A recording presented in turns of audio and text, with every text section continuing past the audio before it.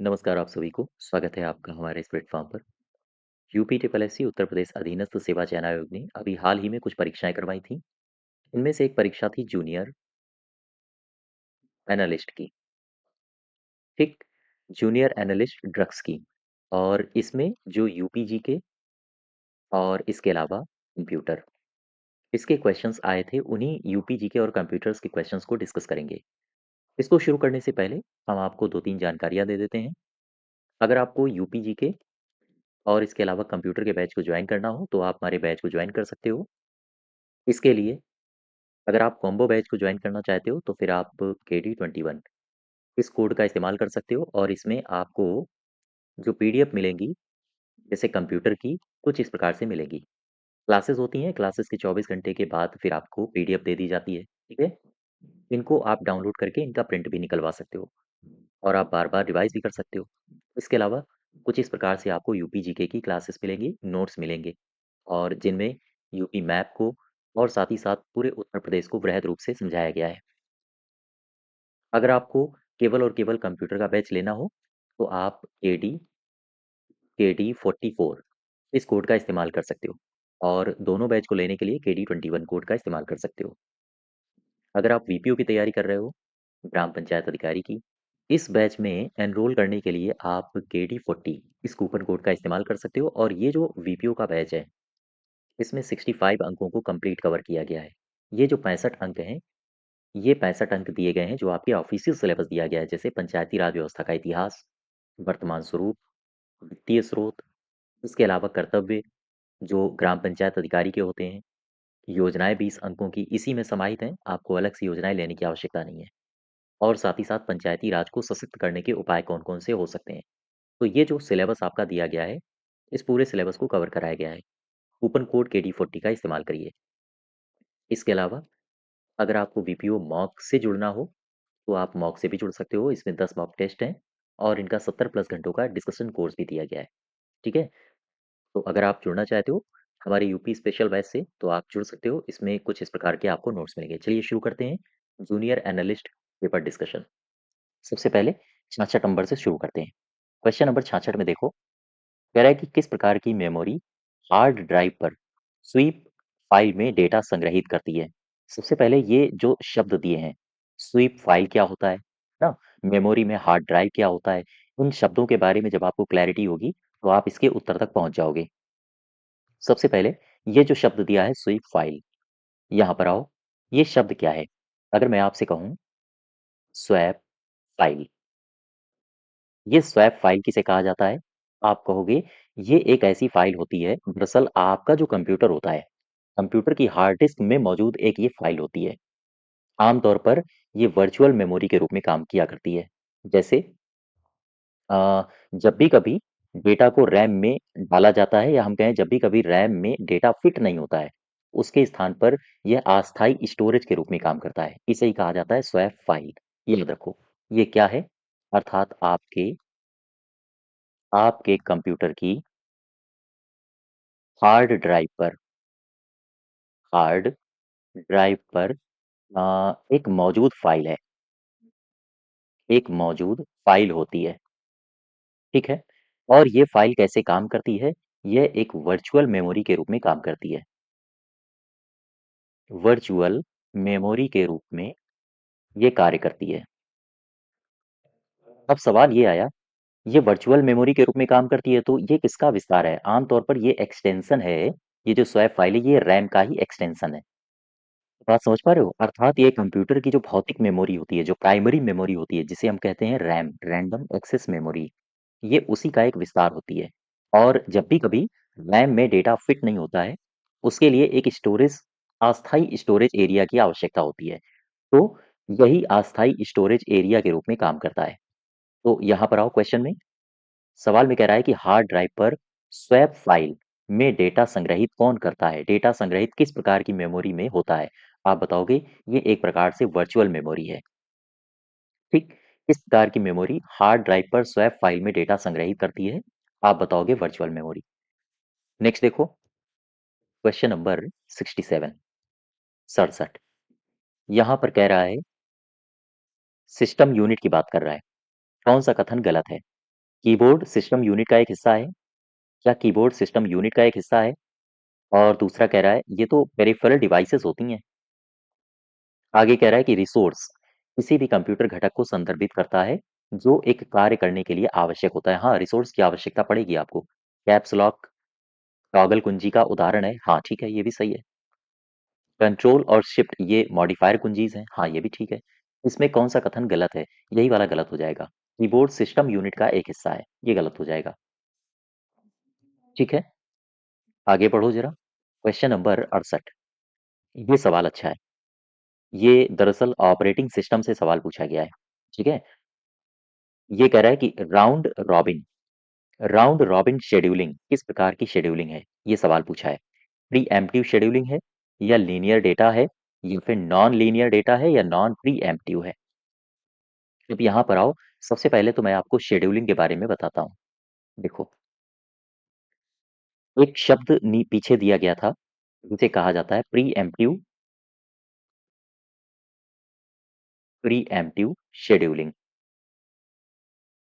ठीक, इसे ही कहा जाता है पूर्व निर्धारित, हिंदी में पूर्व निर्धारित शेड्यूलिंग। अब सवाल ये आया कि ये जो पूर्व निर्धारित है या फिर आप कहो प्री एम्प्टिव है। इसमें एक शब्द ये दिया है शेड्यूलिंग। इस शब्द का अर्थ क्या होता है? सबसे पहले तो आप ये समझो, इसके बाद फिर हम इस शब्द के पास आएंगे। ये लिखा है शेड्यूलिंग। ठीक, शेड्यूलिंग का अर्थ क्या होता है? दरअसल ऑपरेटिंग सिस्टम में शेड्यूलिंग एक मेथड होता है, एक तरीका होता है। और ये तरीका क्या होता है? ये एक ऐसा तरीका होता है जिसके द्वारा हम प्रोसेस यानी प्रक्रियाओं को सीपीयू तक पहुंचाते हैं। शेड्यूलिंग क्या है? शेड्यूलिंग ऑपरेटिंग सिस्टम में एक ऐसा तरीका है जिसके द्वारा क्रियाओं को सीपीयू तक पहुंचाया जाता है। लिख लो जरा इसको। ऑपरेटिंग ऑपरेटिंग सिस्टम में ऑपरेटिंग सिस्टम में शेड्यूलिंग, ये ऑपरेटिंग सिस्टम का टॉपिक मैंने अभी पढ़ाया नहीं है आपको। ठीक है, इसको जब पढ़ाएंगे तो ये जितनी भी शेड्यूलिंग प्रोसेस हैं इन सब के बारे में हम चर्चा करेंगे। तो शेड्यूलिंग क्या है? ऑपरेटिंग सिस्टम में जो शेड्यूलिंग है, ये शेड्यूलिंग एक तरीका है। और ये कैसा तरीका है? जिसके द्वारा जिसके द्वारा प्रक्रियाओं को प्रक्रियाओं को सीपीयू तक पहुंचाया जाता है। सीपीयू तक पहुंचाया जाता है।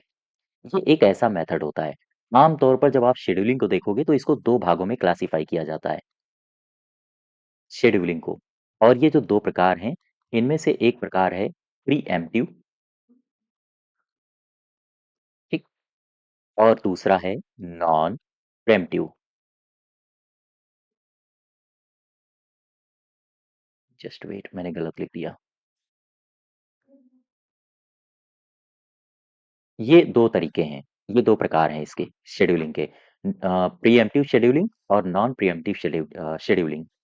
दरअसल ये लिखा है प्री एम्प्टिव शेड्यूलिंग। इसका मतलब क्या होता है? इसका मतलब होता है जो ऑपरेटिंग सिस्टम है आपका, ऑपरेटिंग सिस्टम में जितनी भी प्रक्रियाएं चल रही होंगी वो उनको रोक सकता है। और जब आप इसके उदाहरण में आते हो और आपसे इस एग्जाम में उदाहरण पूछे गए थे कि निम्नलिखित में से कौन सा प्रीएम्प्टिव का उदाहरण है, कौन सा नॉन प्रीएम्प्टिव का उदाहरण है, कुछ इस प्रकार से भी आपके आने वाली परीक्षाओं में सवाल पूछे जा सकते हैं। इसके जो उदाहरण है वो आप याद रखोगे। आर, इसको बोलते हैं रॉबिन, राउंड, और इसका एक एग्जाम्पल और याद रखोगे, SRTF। ये क्या है? इसे कहते हैं शॉर्टेस्ट। SRTF का मतलब क्या है? शॉर्टेस्ट। R का मतलब हो जाएगा रीनेमिंग टाइम फर्स्ट। ठीक है, शॉर्टेस्ट रीनेमिंग टाइम फर्स्ट। तो ये इसके फुल फॉर्म्स भी पूछे जा सकते हैं। RR का मतलब क्या है? Robin round. तो यहाँ पर आओ, आपसे सवाल वही पूछा था कि रॉबिन राउंड शेड्यूलिंग ये किस प्रकार की शेड्यूलिंग है, अर्थात इसके एग्जांपल्स पूछे थे प्रीएम्प्टिव शेड्यूलिंग के। आंसर हो जाएगा प्रीएम्प्टिव। ठीक, नेक्स्ट देखो। क्वेश्चन नंबर 69 कह रहा है निम्नलिखित में से कौन सा संदेश की अखंडता यानी कि इंटीग्रिटी को सत्यापित करने के लिए प्रयुक्त की जाने वाली तकनीकी को संदर्भित करता है? बताओ भाई, फिर से समझो। कह रहा है कि कौन सा है एक संदेश है, कौन सा एक ऑप्शन है जो संदेश की अखंडता यानी इंटीग्रिटी को सत्यापित करने के लिए प्रयुक्त की जाने वाली एक तकनीक है। प्रोटोकॉल तो आप जानते ही होंगे, डिजिटल सिग्नेचर मैंने आपको बताया हुआ है ना? और इसके अलावा डिस्क्रिप्शन एल्गोरिदम ये शब्द मैंने आपको नहीं बताया है और ये शब्द भी नहीं बताया जो आगे आने वाले टॉपिक्स होंगे हम उनके बारे में इसकी चर्चा करेंगे। ठीक? चूंकि यहाँ पर इंटीग्रिटी की बात कर रहा है। अब यहाँ पर देखो, मैसेज डाइजेस्ट ये शब्द क्या है? यहाँ पर हम आपको दो शब्द बताएंगे। तो है मैसेज, आपसे अगर पूछा जाए कि मैसेज डाइजेस्ट ये क्या है, और एक शब्द और है जिसे कहा जाता है सॉल्टिंग। ये शब्द भी आपसे पूछा जा सकता है, दोनों याद रखोगे। मैसेज डाइजेस्ट का मतलब क्या है? आमतौर पर असुरक्षित जो चैनल होते हैं उन पर प्रसारित संदेश की इंटीग्रिटी को सुनिश्चित करना मैसेज डाइजेस्ट का मतलब होता है। ठीक है, इसका उपयोग कहाँ पर होता है? आप बताओगे। इसका उपयोग होता है असुरक्षित असुरक्षित चैनल पर प्रसारित संदेश की प्रसारित संदेश की अखंडता यानी कि इंटीग्रिटी लिखो, इंटीग्रिटी को सुनिश्चित करना, सुनिश्चित करना ये इसका मुख्य लक्ष्य होता है। अब एक शब्द और आपसे पूछा जा सकता है, ये सॉल्टिंग क्या होता है? दरअसल ये एक रैंडम डेटा होता है। ध्यान देना, सॉल्टिंग एक रैंडम डेटा होता है। आमतौर पर इसका प्रयोग हम तब करते हैं, प्रयोग वन वे फंक्शन के अतिरिक्त जो भी हमें इनपुट के रूप में प्राप्त होता है हम उसके लिए करते हैं।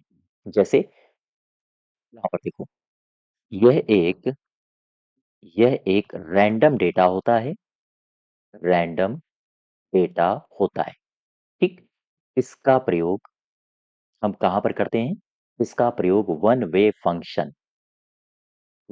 फंक्शन के लिए अतिरिक्त इनपुट के रूप में किया जाता है। अतिरिक्त इनपुट के रूप में किया जाता है, याद रखिएगा। अगर आपसे पूछा जाए वन वे फंक्शन में अतिरिक्त इनपुट के रूप में आप किसका इस्तेमाल करते हो? आप बताओगे सॉर्टिंग का। और एक खास बात है, ये जो सॉर्टिंग है ये पासवर्ड को हैश करता है। ये प्रोसेस क्या होते हैं वो जब हम आगे टॉपिक्स पढ़ाएंगे तो उनमें इन शब्दावलियों का जिक्र करेंगे। ठीक है, वापस आओ। 69 इसका सही उत्तर हो जाएगा मैसेज डाइजेस्ट। 70 नंबर में देखो, 70 नंबर में कह रहा है कि निम्नलिखित में से कौन सा ऑनलाइन वातावरण और डिजिटल मीडिया, जस्ट वेट फिर से पढ़ो इसको। कौन सा ऑनलाइन वातावरण और डिजिटल मीडिया प्लेटफॉर्म से संबंधित उचित नैतिक व्यवहार की खोज को संदर्भित करता है? तो उचित और नैतिक व्यवहार दिखाना है तो आप एथिक्स में जाओगे, है ना? और अगर ऑनलाइन दिखाना है उचित व्यवहार तो साइबर एथिक्स में चले जाओ, यही सही हो जाएगा। नेक्स्ट देखो, क्वेश्चन नंबर 71। इसमें कह रहा है कि कौन सा कथन है जो ICMP internet control message protocol, ये जो आपका जो कंप्यूटर की क्लासेस चल रही हैं उसमें जो अगला टॉपिक होगा इंटरनेट प्रोटोकॉल, उसमें हम इन सभी के सभी प्रोटोकॉल्स के बारे में आपसे डिस्कस करेंगे। ठीक है, ये जो आपका टॉपिक है आईसीएमपी इंटरनेट प्रोटोकॉल का, ये क्वेश्चन आया है। अब यहाँ पर कह रहा है कि ICMP internet control message protocol के संबंध में कौन सा मान्य नहीं हो सकता है? अब इसमें देखो, सबसे पहले तो आप आईसीएमपी को समझो, तभी आप इसके उत्तर तक पहुंच पाओगे। यहाँ पर आओ, मैंने लिखा आईसीएमपी।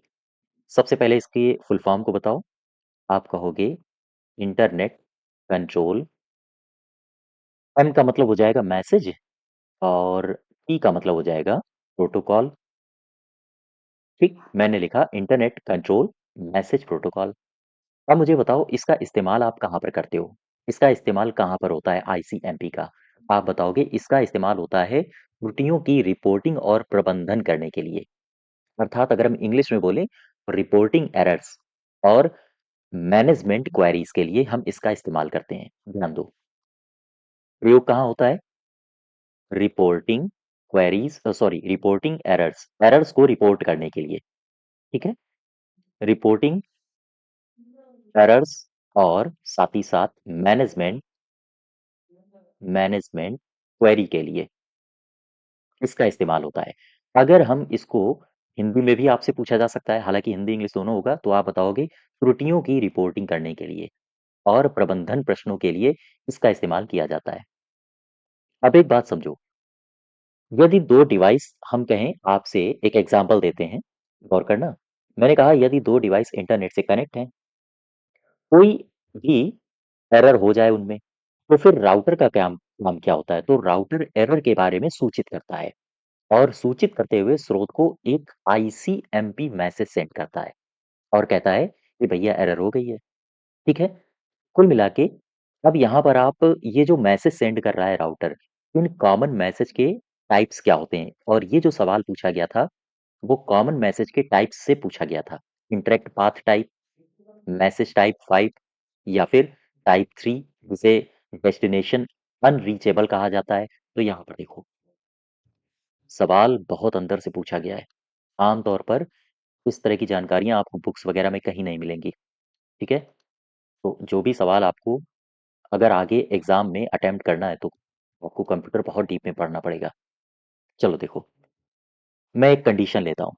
कंडीशन ये ली कि मैंने एक ये डिवाइस बनाई, डिवाइस 1 और ये डिवाइस 2 बनाई और अगर ये इंटरनेट से कनेक्ट हैं और कोई भी एरर हो जाती है, तो फिर राउटर एरर के बारे में सूचित करते हुए स्रोत को एक आईसीएमपी संदेश भेजता है और ये जो संदेश हैं इन्हीं के टाइप्स को हम जानेंगे। सबसे पहले ये जो कंडीशन है इसको लिख लो। यदि दो डिवाइस यदि दो डिवाइस इंटरनेट से कनेक्ट हों, गौर करना। अगर दो डिवाइस इंटरनेट से कनेक्ट हों और कोई गलती हो जाए और कोई एरर हो जाए, ठीक। अब एरर हो गई तो क्या होगा? तो फिर राउटर क्या करेगा? राउटर एरर के बारे में सूचित करते हुए, ध्यान देना, सूचित करते हुए एक आईसीएमपी संदेश भेजता है, संदेश भेजेगा। अब यहाँ पर आओ, ये जो कॉमन मैसेज हैं, कॉमन मैसेज, इनके टाइप्स कौन-कौन से हैं? देखो, जैसे मैंने लिखा टाइप ओ 0, ठीक? ये जो टाइप 0 है, ये क्या शो करता है? ये शो करता है इको रिप्लाई। बस यही आपसे पूछे जाएँगे। टाइप 0 क्या शो कर रहा है? Echo reply. अगर हम यहाँ पर लिखें टाइप 3, ये क्या शो करता है? ये शो करता है डेस्टिनेशन अनरीचेबल, अनरीचेबल। अगर हम यहाँ पर लिखें टाइप 5, ये क्या शो करता है? ये शो करता है मैसेज रीडायरेक्ट मैसेज, ठीक है? मैंने यहाँ पर लिखा टाइप 8, ये शो करता है इको रिक्वेस्ट। मैंने फिर लिखा टाइप 11, ये क्या शो कर रहा है? ये शो कर रहा है टाइम, गौर करना, exceed, time exceed, just wait, time exceeded. फिर मैंने लिखा टाइप 12, बस इतने ही आपसे पूछे जा सकते हैं। ये क्या शो करेगा? ये करेगा पैरामीटर प्रॉब्लम, ठीक। अब यहाँ पर आओ, ये लिखा है टाइप 11, टाइम एक्सीड शो कर रहा है। देखो, टाइप 11 टाइम एक्सीड शो कर रहा है, तो ये सही हो जाएगा, ठीक है। आगे लिखा है टाइप 6, ये इनकरेक्ट पाथ शो करता है। देखो, क्या कहीं टाइप 6 है? नहीं है, ये गलत हो जाएगा। फिर कह रहा है टाइप 5, ये रीडायरेक्ट मैसेज शो कर रहा है। टाइप 5 रीडायरेक्ट मैसेज शो करता है, बिल्कुल सही है, ये भी सही हो जाएगा। अब आगे देखो, टाइप 3, ये डेस्टिनेशन अनरीचेबल को शो करता है। टाइप 3 डेस्टिनेशन अनरीचेबल को शो करता है, तो ये भी सही है, ठीक। इस पे गलत कौन है? यही गलत हो जाएगा। टाइप 6 तो मैंने आपको बताया ही नहीं है, ठीक है। हाँ, ये काफी अंदर से सवाल था। अब ये समझिए आपको कितनी गहराई से पढ़ना होगा। नेक्स्ट देखो, क्वेश्चन नंबर 72, 72, कह रहा है कि जब मेल सर्वर अन्य मेल सर्वरों को मेल भेजता है तो ये क्या बन जाता है? ये क्लाइंट बन जाता है, एसएमटीपी। इस तरह के सवाल आपको आने चाहिए, है ना? जब आपके सामने कुछ कठिन प्रश्न हो, तो इस तरह के जो सवाल होते हैं, उनको लपकने के लिए तैयार रहो, यही आपका स्कोर बढ़ाएँगे। अब यहाँ पर देखो, कथन और कारण से सवाल दिया गया है। कह रहा है कि एरे, ये एक डेटा प्रकार है जो कई सजातीय डेटा तत्वों को संग्रहित कर सकता है। सवाल ये कह रहा है एरे के बारे में है। सबसे पहले तो मैं आपको एरे के बारे में बता देता हूँ। यहाँ पे आओ। ये लिखा मैंने एरे। ये एरे क्या होता है?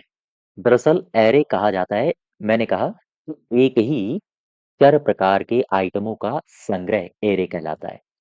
अब आप कंफ्यूज हो गए होंगे चर क्या है? तो आपने कक्षा 9 8 में पढ़ा होगा इंटर वगैरह में चर अचर राशियां, है ना?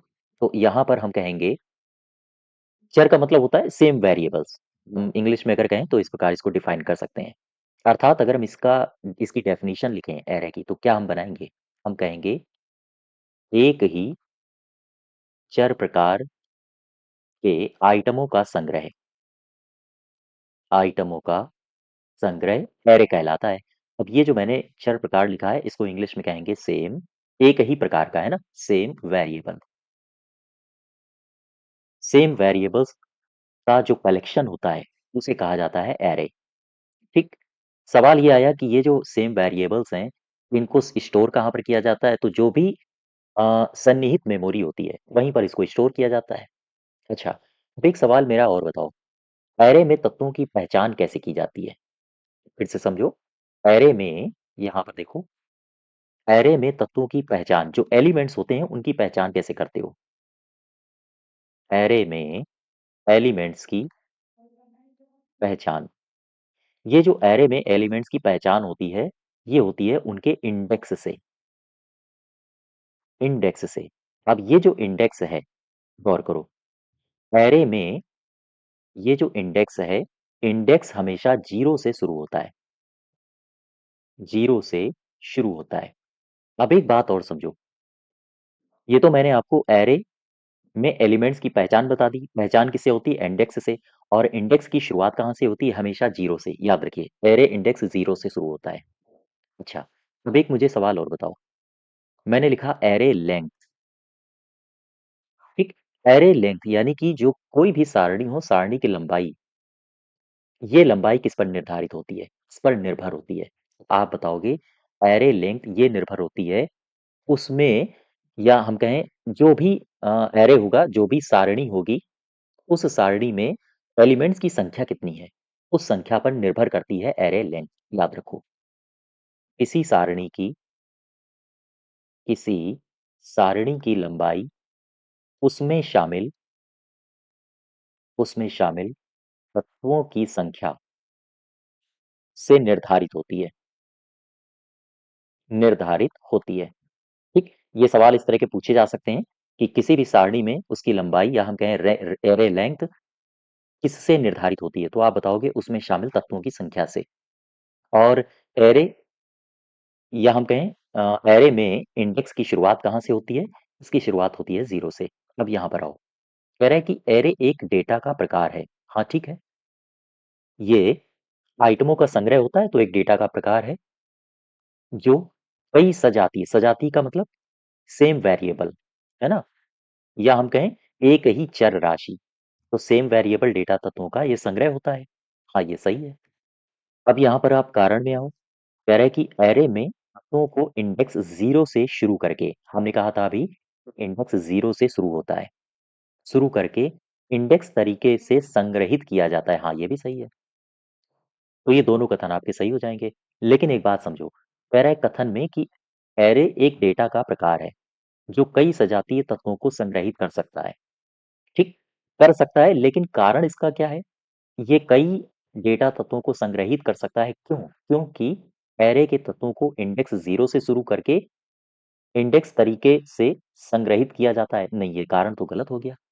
ए और आर दोनों सही है, परंतु आर अभिकथन ए की सही व्याख्या नहीं करता है। सी पार्ट सही होगा इसका। नेक्स्ट देखो, क्वेश्चन नंबर 74।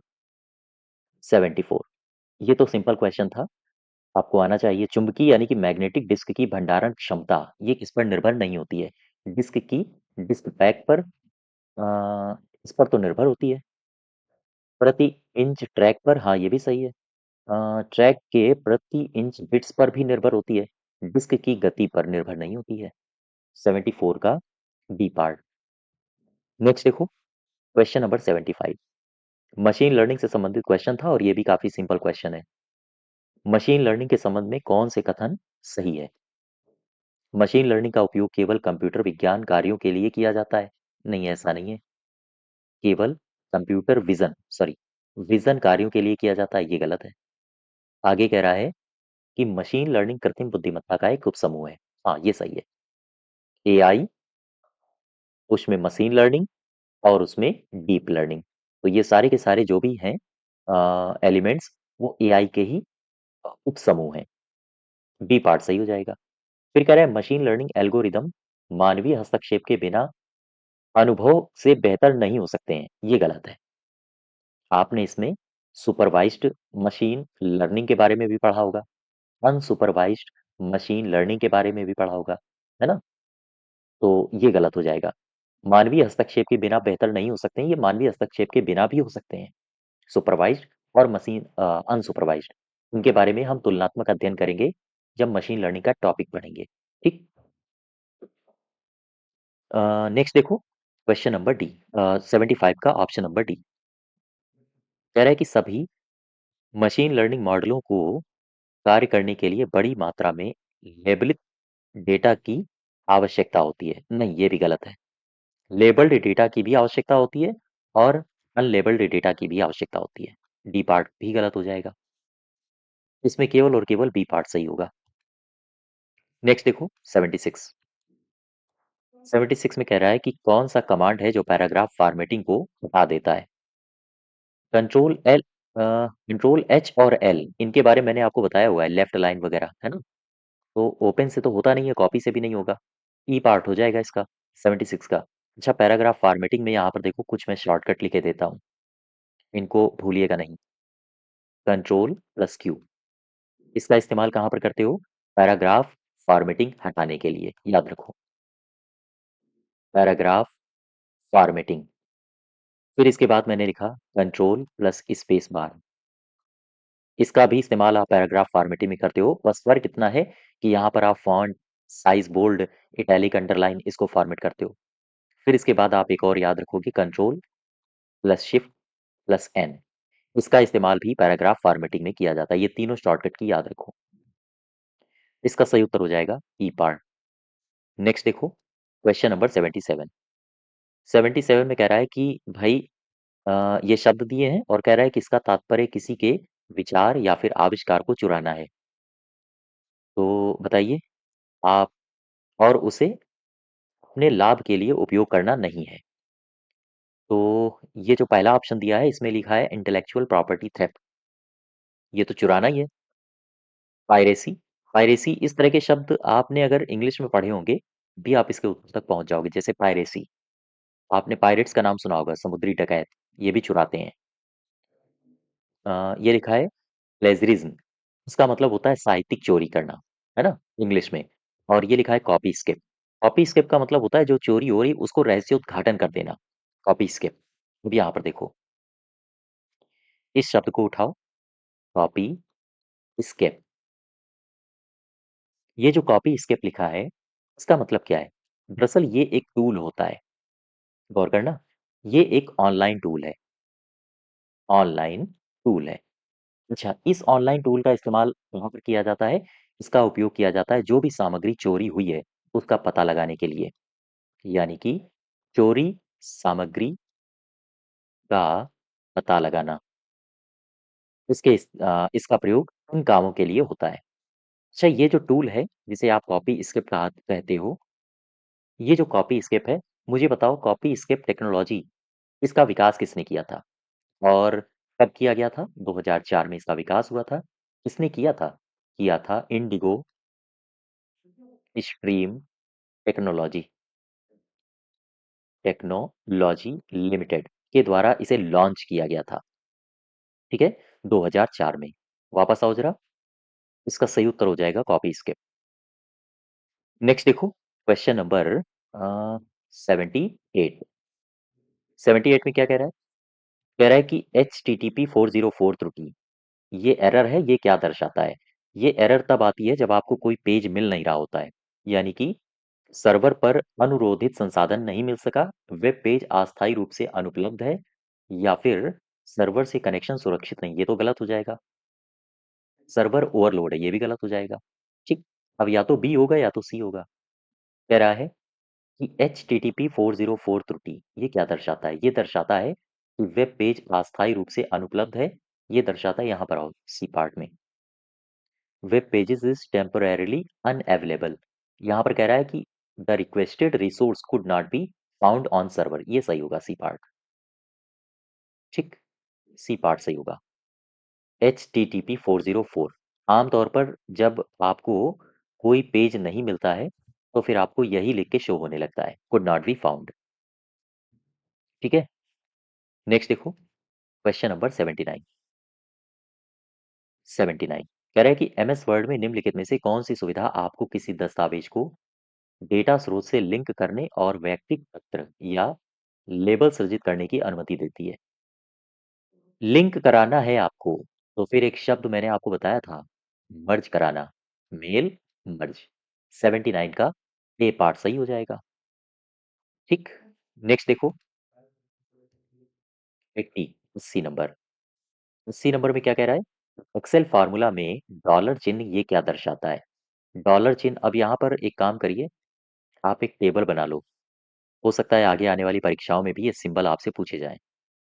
सिंबल इन एक्सेल फार्मूला, ये फार्मूले आपसे ये सिंबल आपसे पूछे जा सकते हैं। जैसे एक, जैसे ही फार्मूला आप लिखते हो तो सबसे पहले आप बराबर का सिंबल यूज करते हो। ये क्यों यूज करते हो, ध्यान दो। ये सिंबल है एक, ठीक, ये एक सिंबल है, बराबर इक्वल। कोई भी फार्मूला अगर आप शुरू कर रहे हो तो शुरुआत होती है बराबर से। जैसे आप सम फार्मूले का इस्तेमाल करना चाहते हो तो आप लिखोगे बराबर सम। आप मान लो वी लुक फार्मूले का इस्तेमाल करना चाहते हो तो आप लिखोगे इक्वल्स, यहां से शुरुआत करोगे, अर्थात बराबर। कोई भी फार्मूला, कोई भी फार्मूला शुरू होता है किस चिन्ह से? बराबर के चिन्ह से। ये लिखा है एस्ट्रिक, ये मैंने चिन्ह बना दिया स्टार का। इसका मतलब क्या है? इसका मतलब है wild card, wild card operator किसी सूची में सभी मानों को दर्शाने के लिए इसका इस्तेमाल किया जाता है। सभी मानों को दर्शाने के लिए। आपसे अगर पूछा जाए कि वाइल्ड कार्ड ऑपरेटर किसी भी सूची में सभी मानों को दर्शाने के लिए किस चिन्ह का इस्तेमाल करता है, आप बताओगे एस्ट्रिक। ठीक। एक आपने और देखा होगा, ऐसे इस तरह का लिखा बना होता है, जिसे एम्परसैंड कहा जाता है, ऐसे इस तरह से, एम्पर सैंड, ये चिन्ह। ठीक है, एंड के तरीके होता है। इसका मतलब क्या है?